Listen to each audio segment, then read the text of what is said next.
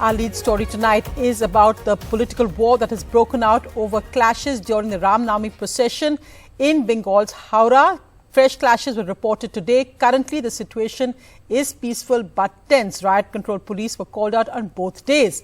And today, it's become a political war with videos being released by both sides. The Trinamool's Mamata Banerjee released videos showing people carrying guns during the Ram Navami procession, saying, why would there be guns here?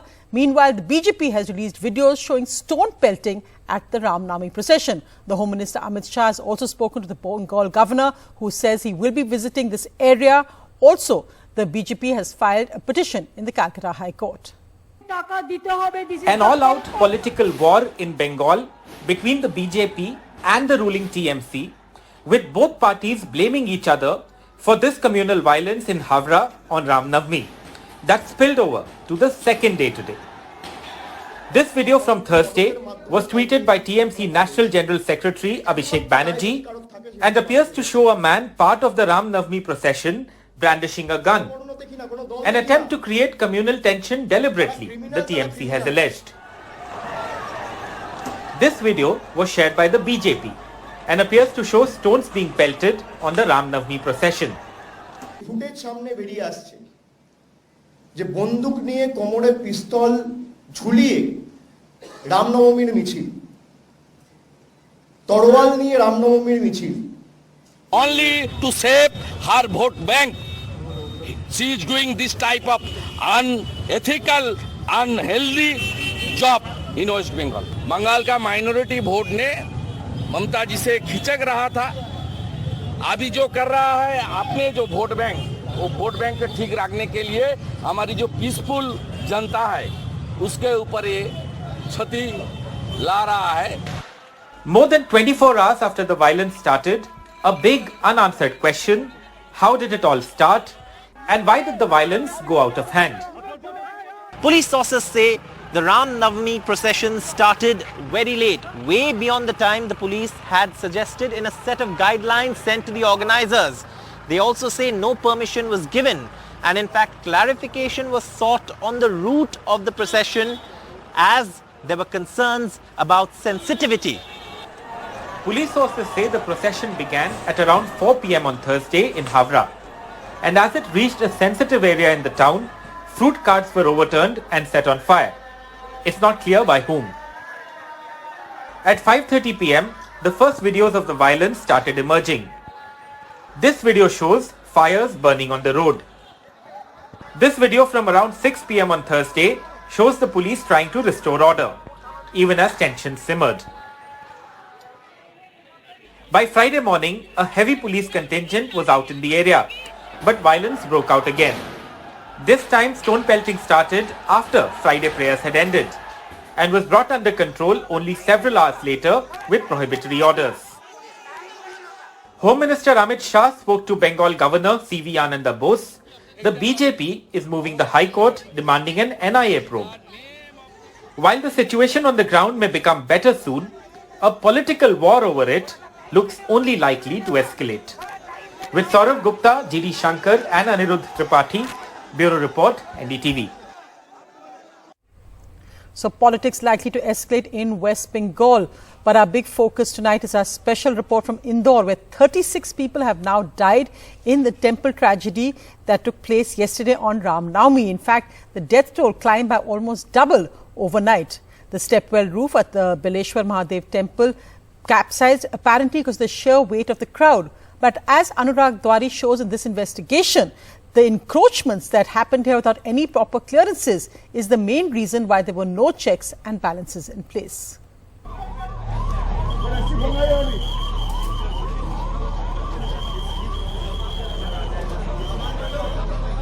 A scramble to save lives. At this famous temple in Madhya Pradesh's Indore in the past 24 hours, after the stepwell roof of the temple broke, but a big tragedy in the end.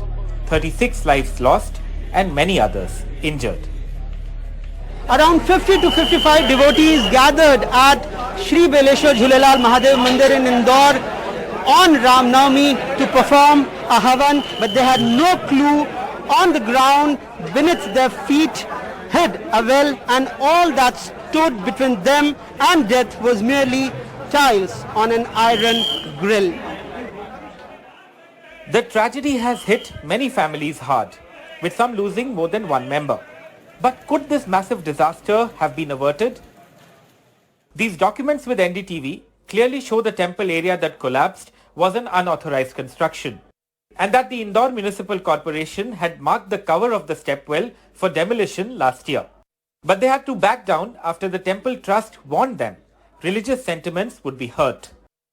This 1985 letter, issued by the then Indore collector, has a map of the area, but no mention of any temple. This area instead was supposed to be developed as a children's park. After the tragedy, the chief priest and 2 key officials of the temple trust are missing. The police have registered a criminal case. जांच में जब आदेश दिए हैं सारे बिंदु आ जाएंगे तो सब पे हम कार्रवाई करेंगे। पर उन परिजनों को आप आश्वस्त करेंगे कि किसी को बख्शा नहीं जाएगा, चाहे कोई भी कोई राजनीतिक कनेक्शन कोई भी हो, किसी को कोई नहीं बख्शा जाएगा। सिर्फ दुखद घटना और क्या होगी। Chief Minister Shivraj Singh Chauhan was in Indore today, visiting hospitals and consoling relatives of victims. But is it too little, too late? With Anurag Dwari and Rizwan Khan, Bureau Report, NDTV.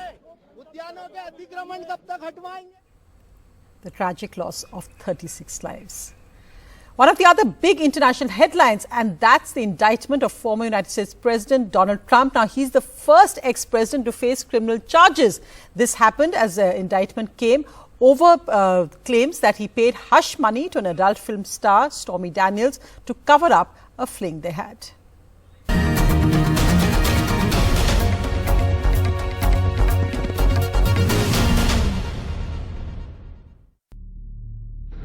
March 2023 is the day for the history books.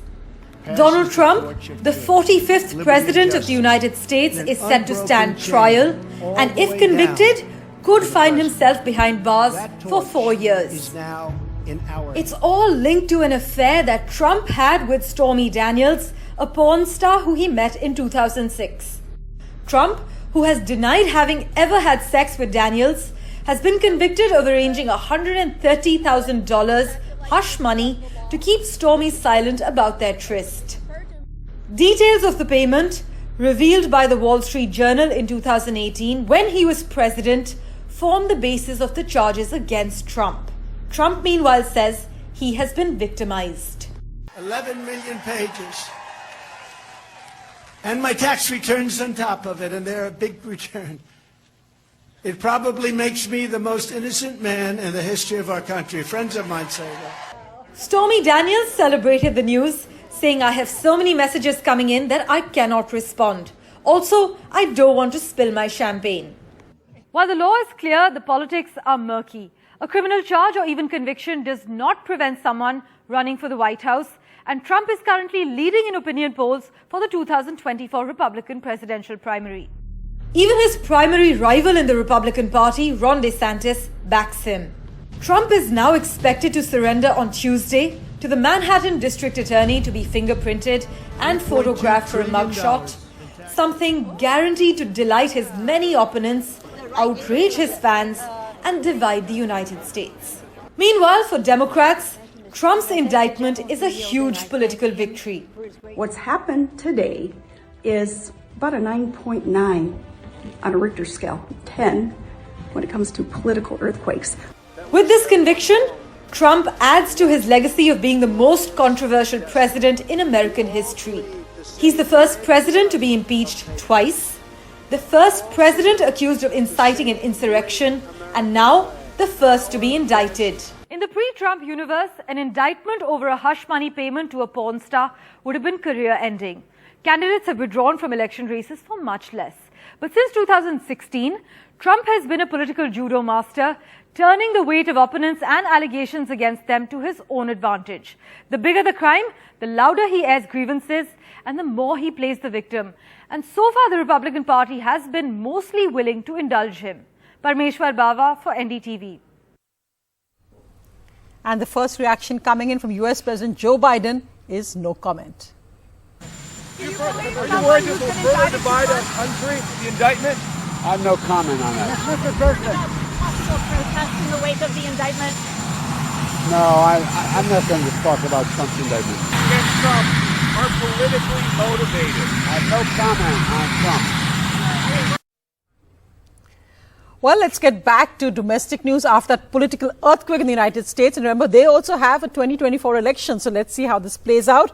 But in domestic news, bad news for the Aam Aadmi Party as the bail of Manishas, former Deputy Chief Minister, was denied by CBI court. Now, Vedant, that judgment just out, and it's a pretty harsh one for the ex-Deputy Chief Minister.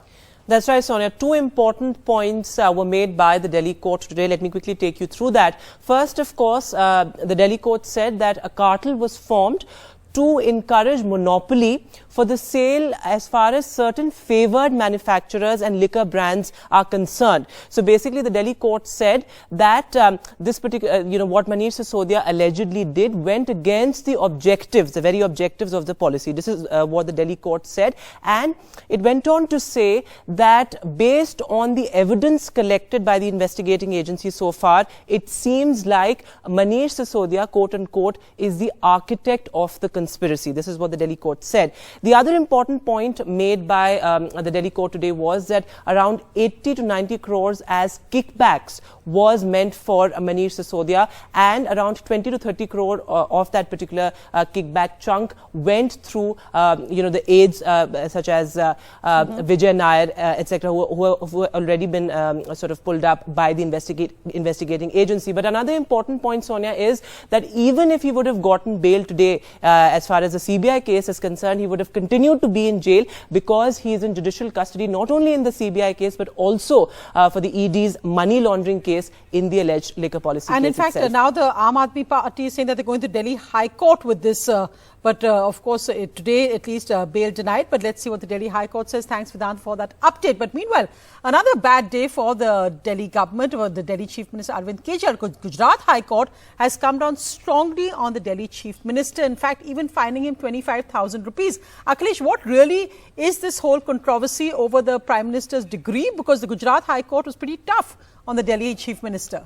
That's right, Sonia. In fact, in 2016, the Aam Aadmi Party insisted that, Prime Minister's educational qualification was not up to the mark and he should declare his degrees, whatever qualifications he has, he should declare it in public. And that time, they already filed a petition before the Central Information Commissioner, and at that point of time, the CIC had instructed the Gujarat University to make public Prime Minister's educational qualifications and his degree in the Master of Arts. And that point of time, if I recall correctly, that time, Mr. Amit Shah and Mr. Arun Jaitley, they both these leaders had a press conference at the BJP headquarters, and they released the degrees, both the Delhi University degree of BA and also of the MA from the Gujarat University. And at that point of time also, the Gujarat University had made that public. They had put it on their website about Prime Minister Modi's educational qualification.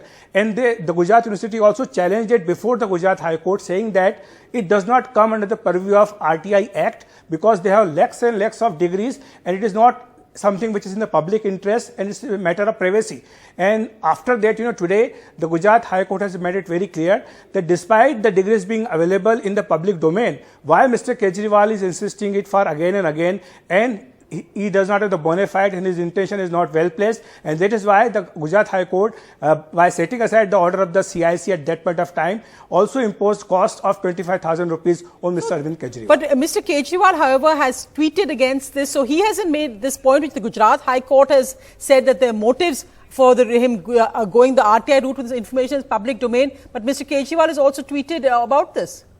That's right, Sonia. In fact, Mr. Kejriwal has been talking about it for the past 2-3 days. In fact, in the Delhi Assembly also, he has raised this point and saying that the Prime Minister should be a literate person, not an illiterate person. And Aam Aadmi Party is making it a big issue once again. They have put out posters across the city and saying that it's a very big issue for them. And now it is to be seen whether Mr. Kejriwal challenges this High Court order before the Supreme Court or not. Otherwise, it is considered to be a big jolt for Mr. Kejriwal and his politics. Right. Thanks so much, Akhilesh, for those details. The Gujarat High Court, the university, saying these degrees are already in the public domain on the Election Commission website.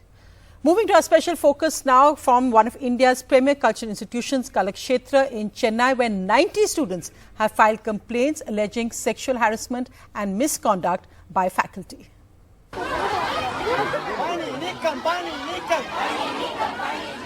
At Chennai's Kalakshetra, a visit on Friday by Tamil Nadu's Women's Commission Chief As many as 90 complaints were received alleging sexual harassment and even sexual abuse over the years by a faculty and 3 repertory artists.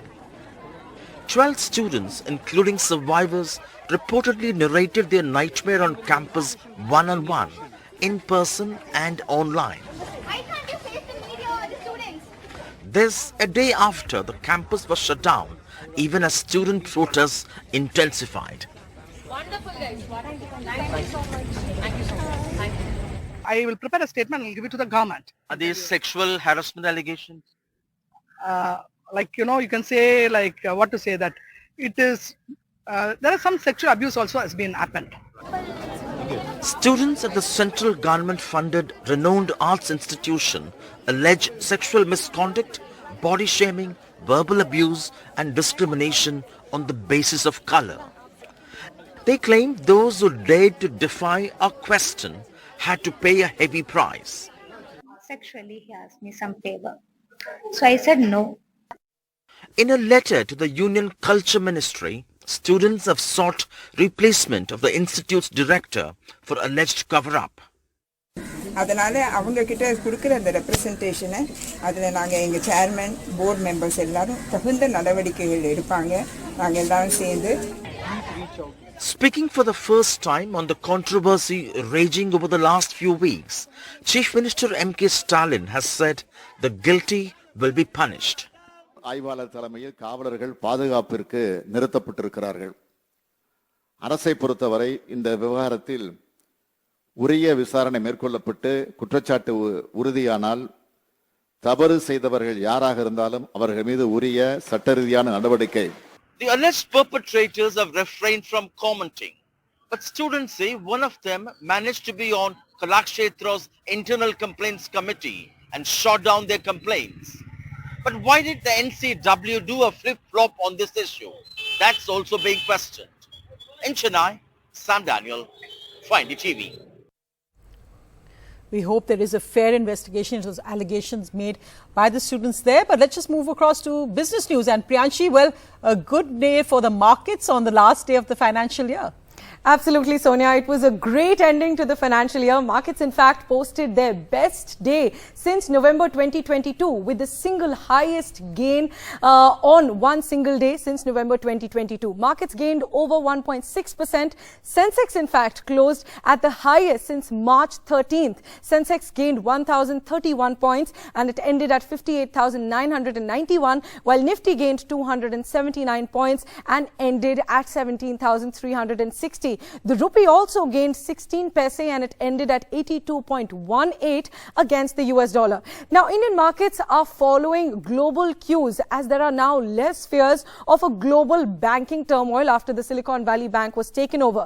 Along with that, the RBI's monetary policy decision is also going to come up next week. So markets are optimistic ahead of that. But we also have some bad news. India's industrial growth has slowed down from last month. The growth rate of 8 core industries has fallen after rising for 3 straight months. Now, these industries include coal, crude oil, cement, electricity, among others. Now, the growth of India's 8 core industries was at 6% in February, which is down from 8.9% in the month of January. And in fact, the February growth rate is the lowest since November 2022, when it was at 5.7%. So, Sonia, both good news there, but also some bad news when it comes to the industrial growth sector. Right, Priyanshi. But of course, now, end of the financial year, and from 1st April, we are entering a new tax regime. So what should people be looking out for from tomorrow? That's right, Sonia. Lots changing from April 1, and the changes that will impact all of us are, of course, the tax changes. So let's just take you through the top 10 tax changes that will kick in starting tomorrow. Number 1, the new tax regime will now be the default. So if you don't choose a regime while filing your income tax returns, the new regime will be automatically chosen for you, while the old regime will still be an an option. Number 2, the tax rebate limit under the new tax regime has been increased to 7 lakh from 5 lakh rupees earlier. So any income under 7 lakh will be non-taxable, but the rebate limit under the old tax regime is still 5 lakh rupees. Number 3, the standard deduction has been extended to the new tax regime as well. So a salaried person with an yearly income of 5.1 lakh or more can get a deduction of 52,500 rupees. Number 4, the new income tax slabs kick in. Now, under the new tax regime, earlier the tax slab began from 2.5 lakh rupees, but now the income will be taxed from 3 lakh rupees. Number 5, the leave travel allowance encashment limit for non-government employees has been raised to 25 lakh rupees. It was 3 lakh rupees since 2002. Now it has been increased. Number 6, there will be no indexation benefits on long-term capital gains on debt mutual funds. Earlier, you could factor in for inflation. Now they will be taxed how income from FDs is taxed. Number 7, the proceeds from life insurance premiums over the annual premium of 5 lakh rupees will be taxable as well. Number 8, the government has raised the minimum deposit limit for senior citizen savings schemes to 30 lakh rupees from 15 lakh earlier. Number 9, the conversion of physical gold to an electronic gold receipt will now attract no capital tax as well. And now, lastly, investment in market-linked debentures will now be considered as short-term capital assets, while they were earlier considered long-term capital gains. So all of these changes kicking in from tomorrow. All the stars were out in Mumbai this Thursday night for Dior's international fashion show at the Gateway of India. So a mix of international and Bollywood stars, and that was just on the red carpet.